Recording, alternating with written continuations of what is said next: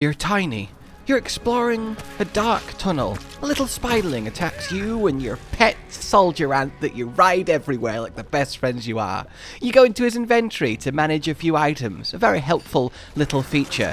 You kind of hear a noise and you see some eyes. You take some damage, you close the menu and there's a bloody wolf spider sat staring at you. You start firing magic spicy globs and Grounded 2 is so much fun. Hello, my fellow shrunken teens. Welcome to Grounded 2.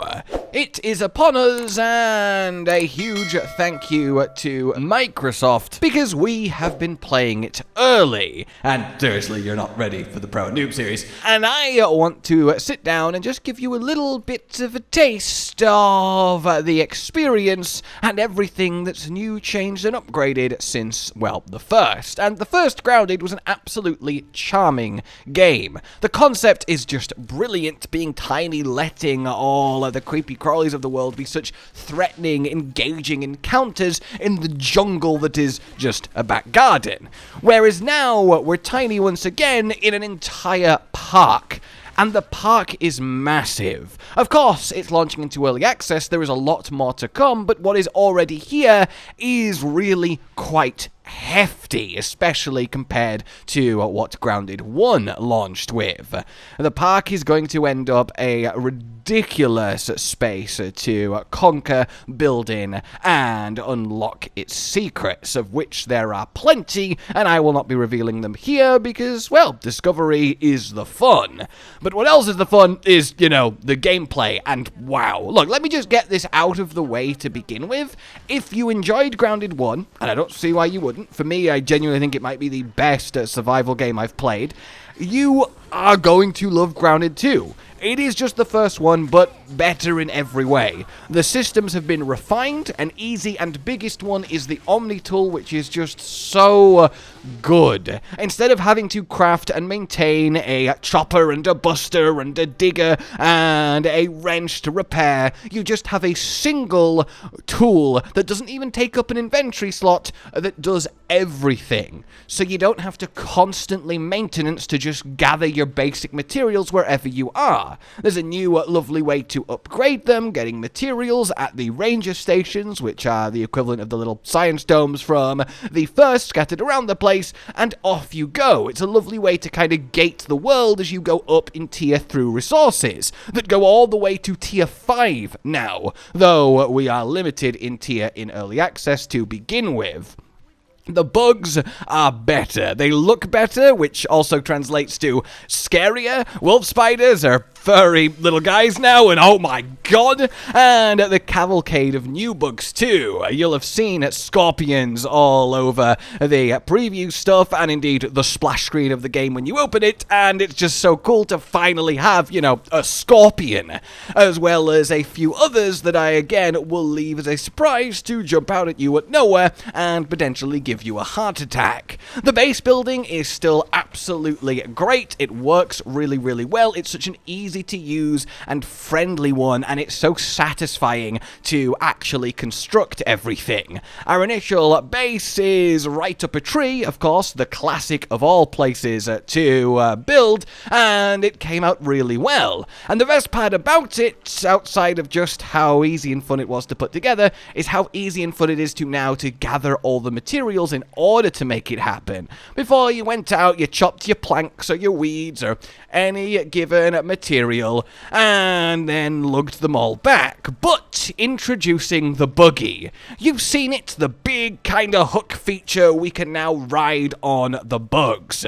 And with your trusty red soldier ant that you will get very early on, it's a very much unmissable core story, you can now ride around at ridiculous speeds, which makes travel so much better. You don't feel like it takes forever to get places without zip lines and such, which is great. It also lets you feel better about building your base wherever you want without having to feel like it needs to be central just to make, again, travel easier, but it can also carry resources for you, a full actual inventory on top of just picking up your planks and taking them to where they need to be. Everything you need to do, you can do on the back of your trusty steed. It is such a simple, elegant, yet kind of obvious in hindsight addition, and it's so lovelily wrought into the storyline of the game too.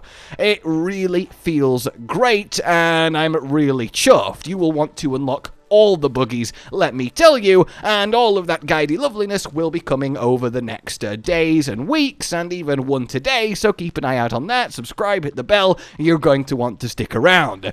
In any case, back to said story, a couple years later, let's say, event occurs, and you end up shrunk once more, and we have a new antagonist, an incredibly fun antagonist, and let's just say, not all is as it seems.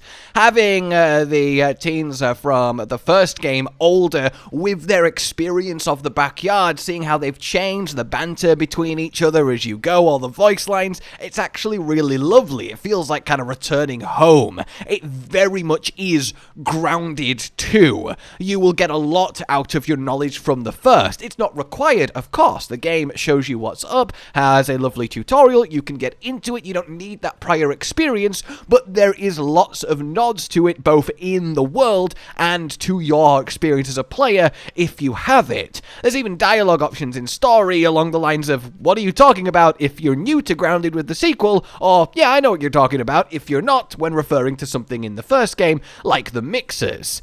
In any case, you still roll around the place collecting resources, defeating bugs, collecting their resources, making armor and weapons to kill bigger and better bugs, to do harder story missions, to make even better armor and weapons. It honestly does kind of spark the monster hunter in me, it really does, which is always why I found it so satisfying, I think. And, well, you progress down your resource tiers, get to better gathering ability in your omni-tool, get better resources, and it's just there, but it's there in a way that's so much smoother, more elegant, and filled with quality of life compared to the first game on a much grander scale. I do wish the actual enemy variety was a little bit deeper, at least in this initial bit. I'm sure by the time the full park is available it will be, but as it stands right now, there's not the greatest amount of bugs, though the new ones are really lovely, though I guess a scorpion isn't technically an insect, but I'm not here to sound like Pete.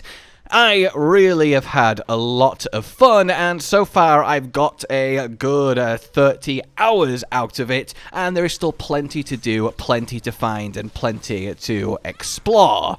There's beats and notes that will harken back to the first game, like go collect special MacGuffins that unlock a whole new set of materials, get the science to actually purchase them, and then add everything you find to your ever-expanding collection of bases. The points of interest are really neat. You've got your classic picnic table, but this one I think is even more fun to traverse, and honestly just in general there's a lot more interesting set pieces to traverse, a lot more parkoury challengey stuff which is really engaging on top of your buggy, because you can do it both a lot more adventurously and a lot faster, as long as you don't throw yourself off great heights accidentally constantly, like Codden may or may not have done.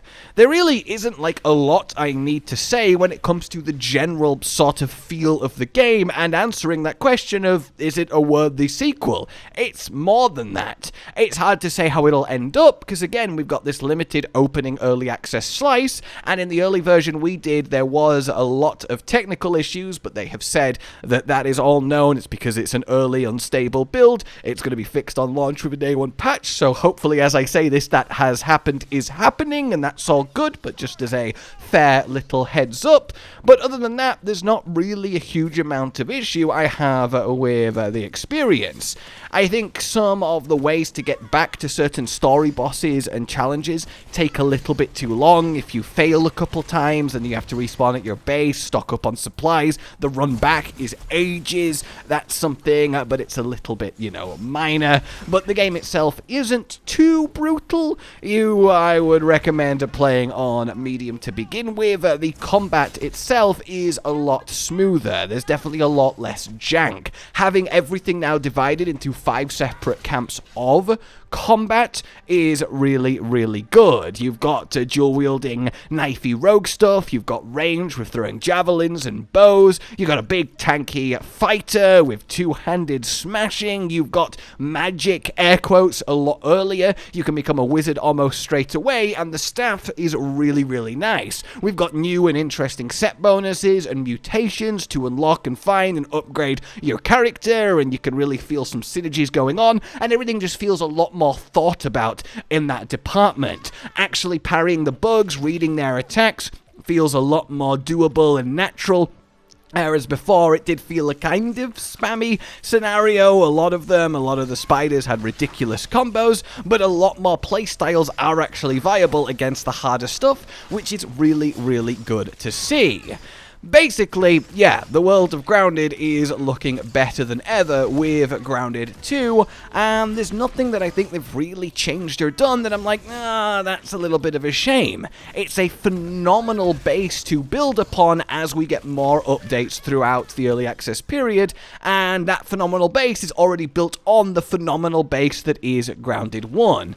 It wasn't broke, so they've not fixed it. They have just made it better in the ways that matter, with some meaningful core mechanical updates like the buggies, like the combat styles, to give it that extra bit of spice. But for anyone starting with Grounded 2, you're just going to get a lovely Grounded experience, and you're going to really, really enjoy it if you're into survival-y type games that aren't too intense on the survival aspect. Though I will say, I would very much prefer your hunger and thirst doesn't go down as fast as it does. It does kind of wear a little bit, though of course that does make it satisfying when you eventually conquer it, automate it, and so on. That's always good, but yeah, that's kind of where we're at. Just a quick blast through, at least from my perspective, that it's fun. It's really, really fun, and to me it's better than Grounded 1, and there's still a lot more to come, so thumbs up here. For now then, let me know if you're going to play it, if you're excited, or if you're waiting to see more. Like if you enjoyed this, subscribe, hit the bell for said more, and until we meet again, a goodbye. Josh, Cotton, and Hollow with the videos, dropping the humor like a hammer on your tippy toes, bringing entertainment on a daily arrangement to take our insanity and turn it into entertainment. Yes, I said entertainment twice, to reiterate that it is nice to look into your faces on a mostly daily basis when you let us in your homes to make the whole world a stage. Goodbye.